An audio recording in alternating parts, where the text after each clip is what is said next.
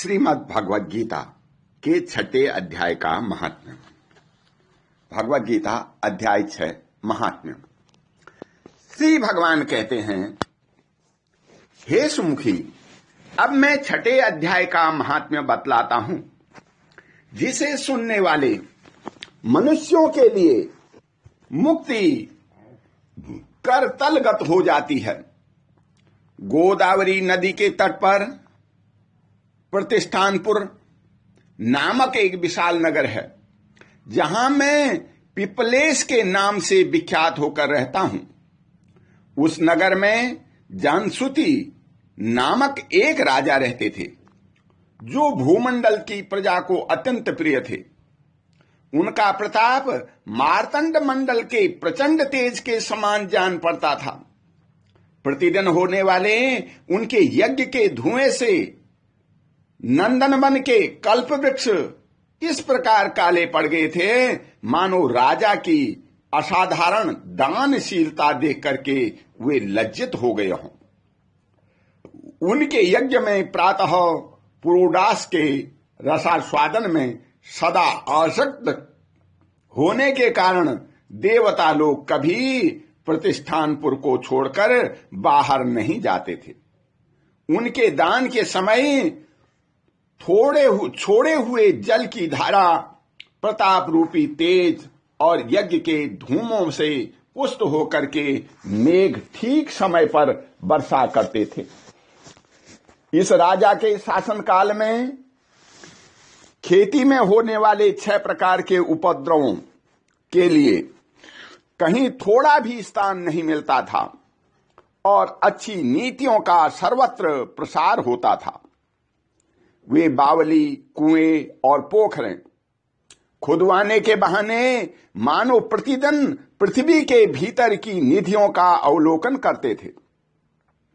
एक समय राजा के दान, तप, यज्ञ और प्रजापालन से संतुष्ट होकर के स्वर्ग के देवता उन्हें वर देने के लिए आए।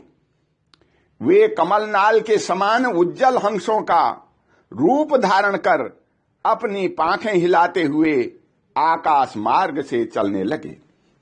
बड़ी उतावली के साथ उड़ते हुए वे सभी हंस परस्पर बातचीत भी करते जाते थे। उनमें से भद्राश्व आदि 2-3 हंस वेग से उड़कर आगे निकल गए। तब पीछे वाले हंसों ने आगे जाने वालों को संबोधित करके कहा, अरे भाई भद्राश्व, तुम लोग वेग से चलकर आगे क्यों हो गए? यह मार्ग बड़ा दुर्गम है, इसमें हम सबको साथ मिलकर चलना चाहिए। क्या तुम्हें दिखाई नहीं देता? यह सामने ही पुण्य मूर्ति महाराज जानश्रुति का तेज पुंज अत्यंत स्पष्ट रूप से प्रकाशमान हो रहा है। उस तेज से भस्म होने की आकांक्षा है, अतः सावधान होकर चलना चाहिए। पीछे वाले हंसों के ये वचन सुनकर आगे वाले हंस हंस पड़े और उच्च स्वर में उनकी बातों की अवहेलना करते हुए बोले, अरे भाई, क्या इस राजा जानश्रुति का तेज ब्रह्मवादी महात्मा रैक्व के तेज से भी अधिक तीव्र है? हंसों की ये बातें सुनकर राजा जानश्रुति अपने ऊंचे महल की छत से उतर गए और सुरपूर्वक आसन पर विराजमान हो अपने साथियों को बुलाकर बोले, जाओ महाराज रैक्व को यहां ले आओ। राजा का यह अमृत के समान वचन सुनकर के मह नामक सारथी प्रसन्नता प्रकट करता हुआ नगर से बाहर निकला। सबसे पहले उसने मुनि डायनी काशीपुरी की यात्रा की, जहां जगत के स्वामी भगवान विश्वनाथ मनुष्यों को उपदेश दिया करते थे। उसके बाद वह गया क्षेत्र में पहुंचा, जहां प्रफुल्ल नेत्रों वाले भगवान गदाधर संपूर्ण लोकों का उद्धार करने के लिए निवास करते थे। तदंतर नाना तीर्थों में भ्रमण करता हुआ सारथी पापनाशी मथुरापुरी में गया। यह भगवान श्री कृष्ण का आदि स्थान है, जो परम महान एवं मोक्ष प्रदान करने वाला है। वेद और शास्त्रों में वह तीर्थ त्रिभुवनपति भगवान गोविंद के अवतार स्थान के नाम से प्रसिद्ध है।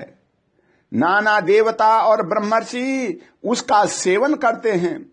मथुरा नगर कालिंदी यमुना के किनारे शोभा पाता है। उसकी आकृति अर्धचंद्र के समान प्रतीत होती है।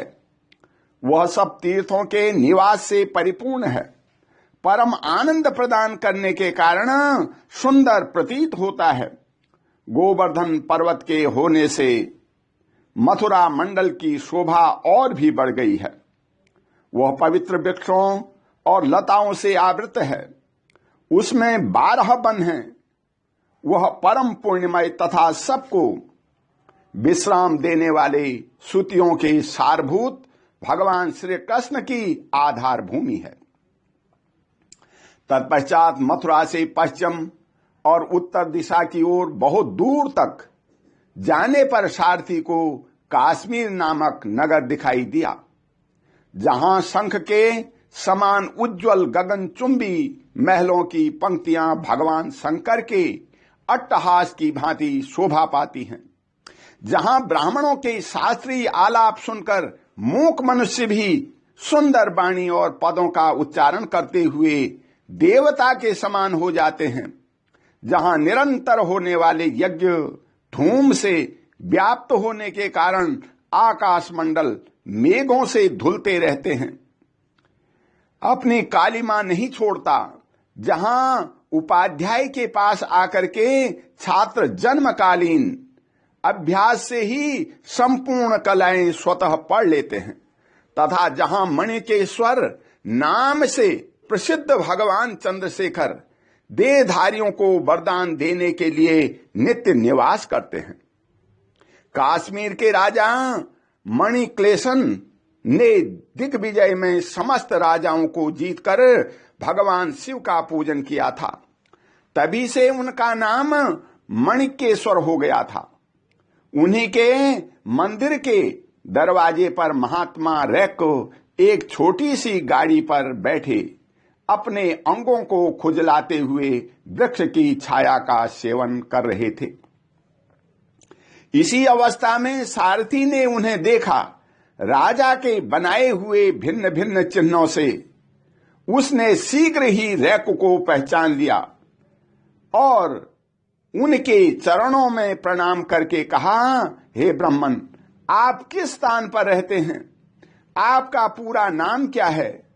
आप तो सदा स्वच्छंद विचरने वाले हैं, फिर यहां किस लिए ठहरे हैं? इस समय आपका क्या करने का विचार है? सारथी के ये वचन सुनकर के परम आनंद में निमग्न महात्मा रैको ने कुछ सोचकर उनसे कहा, यद्यपि हम पूर्ण काम हैं, हमें किसी वस्तु की आवश्यकता नहीं है, तथापि कोई भी हमारी मनोवृत्ति के अनुसार परिचर्या कर सकता है।